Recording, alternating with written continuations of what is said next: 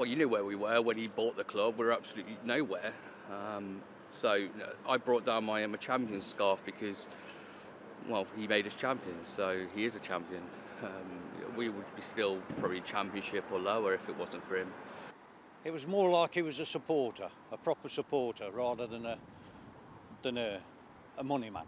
He was the one of the crowd. As far as we're concerned, that's it.